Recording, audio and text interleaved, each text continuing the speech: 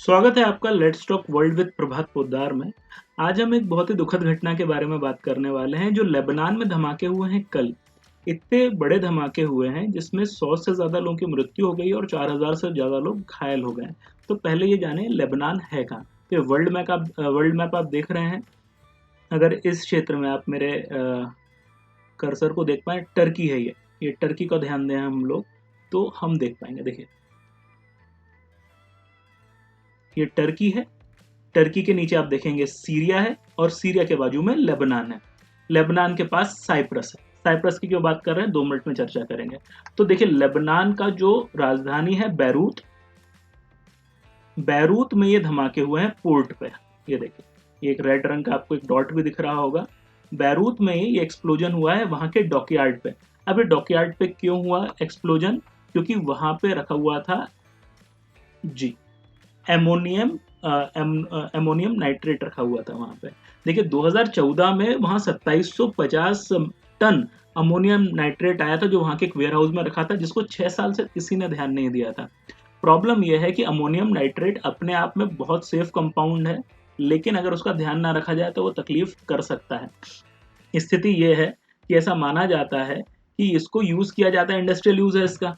ये इसको फर्टिलाइजर वगैरह बनाने में इसका इस्तेमाल होता है। इसका और इंडस्ट्रियल यूज है, इसको माइनिंग में एक्सप्लोजन करने में यूज होता है। लेकिन अगर ये बहुत वक्त तक रखा रहे, अमोनियम नाइट्रेट अगर बहुत वक्त तक रखा रहे तो धीरे धीरे डिके होने लगता है, मॉइस्चर पैदा हो जाता है, दूसरे ऑयल्स के साथ वो मिलने लगता है, तो ये डेंजरस हो जाता है। यानी 6 साल तक आपका माल, इतना डेंजरस माल आपके पास रखा था, आपने ध्यान नहीं दिया और उसमें धमाका हो गया।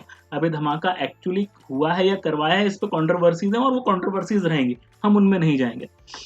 धमाका इतना बड़ा था साहब कि जो पास में मैंने आपको दिखाया साइप्रस, ऐसा माना जा रहा है कि साइप्रस तक इसका कहीं ना कहीं आवाज या असर दिखाई दिया है। 150 मील तक इसका असर दिखाई दिया है। लेबनान बैरूत में बहुत सारे हॉस्पिटल्स ऑलरेडी तबाह हो गए हैं। तो साइप्रस ने कहा है कि अगर आपके ज्यादा घायल हैं तो हम उनका ध्यान रख लेंगे। ये स्थिति आ गई है कि आपके देश के पास शायद अभी इतना रिसोर्स बचा नहीं होगा कि आप अपने घायलों का ध्यान रख पाए। ये अच्छा, यहां तक भी बात खत्म नहीं हो रही। लेबनान ऑलरेडी एक बहुत बड़े क्राइसिस से जूझ रहा है, हाइपर इन्फ्लेशन। शायद आपको जानकारी नहीं होगी कि ऑलरेडी यहाँ पे हाइपर इन्फ्लेशन की पोजीशंस आ चुकी थी, जिनके लिए माना जा रहा था, जो गवर्नमेंट पॉलिसीज को, जिसके लिए एक बहुत बड़ा फैक्टर माना जा रहा था, गवर्नमेंट करप्शन को बहुत बड़ा फैक्टर माना जा रहा था।